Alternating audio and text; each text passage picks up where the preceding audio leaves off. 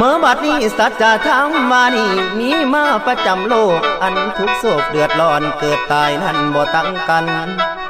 มันนักเป็นจังสันไผเด้น้องสิมาซอยตาเว้นสายบายคอยท่าแต่สิไปแสนอะไรใจแสนเจ้าคนเฮาต้องพัดผ่าก็แม่เด้อใจบ่อยากจากเจ้านั่นคอยเฝ้าแต่ห่วงหาคนเกิดมา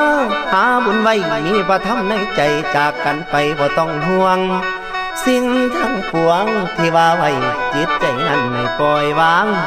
ทั้งชีวิตลิขิตให้รวยหรือจนปานใดไผดีสัวบ่ได้วางบารมีบารมีสูงสัมปาปัญญาล้นกะแม่นตาย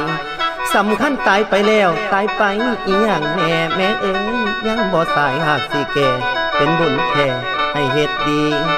พุทธองค์เพิ่นสิทำความดีให้เฮาเบิ่งถึงสิสุขเปรียบพร้อมพระองค์นั้นหากบ่หลง